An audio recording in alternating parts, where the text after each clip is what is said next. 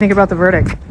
Today, I stand before you deeply disappointed in the verdict delivered in my case. I firmly believe that the decision made in court was not based on facts or substantial evidence, but rather on factors that were outside of my control. The truth was overshadowed by the involvement of individuals such as the jury who were not present during the events in question. And I feel that the system allowed external influences to shape the outcome. Furthermore, the use of Jane Doe as the identity of the accusers raises serious concerns about fairness. Keeping these individuals anonymous while I'm forced to face public scrutiny creates an unequal playing field. I believe this entire process has been tainted by a system that is not designed to protect the rights of the accused. I want to make it clear that I'm innocent. This case was never about justice. It was about money and personal gain. And I will not let that stand. I am committed to filing an appeal and fighting for the truth to be revealed. I will continue to stand by my decision and believe that I did not commit the crimes I'm accused of. Thank you to everyone who has supported me during this time. I promise that I will fight until the end to clear my name and expose the truth. What's good, y'all? Welcome back to the channel. Like, share, subscribe, comment. IG TikTok bottom of the video, and we're just gonna hop right into it. So today I will be talking about Soulja Boy. I was gonna give him a little compliment, but I can't give him a compliment for the shit that he's being, well, not convicted, but it may be true or what's going on. So if you haven't seen, Soulja Boy is paying somebody who claims she was his has to pay somebody who claims she is his personal assistant $4 million. Now, what she is claiming that he has done, he is found liable of sexual battery, assault, and false imprisonment. And so what she's saying that, some of the things that she accused Soulja Boy of, she said that Soulja Boy, but the personal assistant part, the reason I keep putting in quotations, I'm gonna get into that later, but what she is accusing Soulja of, she's saying, one, that he's a violent man with an abusive cycle, which may be true, and I'll get in that later too. But she also said that Soulja started sending her nude pics, unsolicited nude pics, within the first month of her employment, and then they started a consensual relationship. This is one issue that I am not gonna say that she's lying, but this is one issue I have, at least with part of her story. How do we go from unsolicited nude pics to a consensual relationship working both ways? That confuses me, but that's just me though. He said that's just me though, especially if he keeps doing it and you're like, no, I don't fuck with it, and then I don't get that. I don't get that.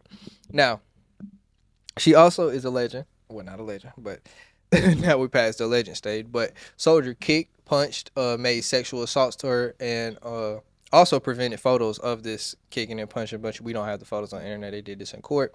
Also made threats of her, telling her, "Die, bitch! I should have killed your stupid ass." Now this is in text messages, so Soulja definitely said that. Let's be honest. So she also is accused of, when she tried to leave Soulja, he locked her in a room for 3 days with no hot water. And then after he finally let her go, she tried, obviously she left him at this point. She said she returned for her belongings. He attacked and R-worded her multiple times. And that he owes her money for the time that she was a professional assistant. Now, first, obviously, we know he's denying all the sexual assault, punching, kicking, all that part. But his combat, and why I keep doing this and why that part of me is sus, is because he alleged, and I keep saying alleged, fuck. He said, or the lawyer said, that she wasn't formally hired. She was just, there as a blunt roller with room and board for no charge. And that she had done this with another rapper. Now, well, okay, so start with her side of it. That just makes me sus, because you going from now you talking about you a blunt roller not formally hired, and now talking about unsolicited nude pics, and then a consensual relationship, and then you was staying somewhere with no room, with no charge. Now, no, he should never touch a woman without her, obviously with her wanting to be touched or it being consensual. But it's just very interesting, and that you.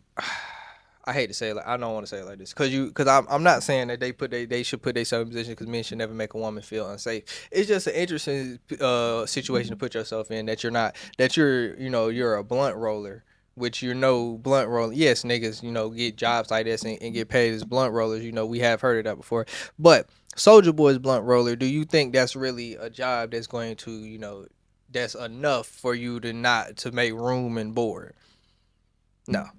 So that's interesting to me. But as well as I just think I guess I'm thinking from my perspective as a person. I guess well, I'm not a woman as well, but I just don't. I wouldn't just put myself somewhere where I'll be a blunt roller just so I could live for free because nigga could just get up and change his mind one day and kick you out, and you ain't really got no ties to that because you're what a blunt roller and never got formally hired. So that's interesting to me. Now I'm saying all this not to say that she's lying. I'm just saying it's a very interesting situation. Now next to that part, I was like, either she bad, and they just using this blunt rolling thing as something in court because you don't, because the way the world works now, you don't want to say that let her live with you or bar her in the house in the way to have sex for you because they can flip that, and the way to have sex with her because they'll flip that. But so you got to say stuff like blunt roller. But either she bad as hell and they were just like, oh, I'm just trying to hit that, or I just can't see her rolling blunts well enough that two rappers felt that she need to live for free just because she rolled blunts well. I just can't see that, and I just can't see that. Like I don't know, but that's just me though. Now getting into why I said that this the back to the violent cycles and why I said that may be a true statement is because this is not the first time Soulja Boy has had to pay a big lump sum of money to a woman in a scenario like this. So this first woman I had just all the details I laid out, she never put her name out there. She's a Jane Doe. The second woman, or she received her money first, but they filed their cases around the same time, which is I don't know. I don't want to say a woman's lying, but y'all find y'all cases around the same time, a month, 4 months apart. And I forgot to say this. That one Jane Doe, all she's saying all these events happened in 2021, and the events I'm about to say with this Kayla Miles girl who he paid first, saying that these events happened in 2019.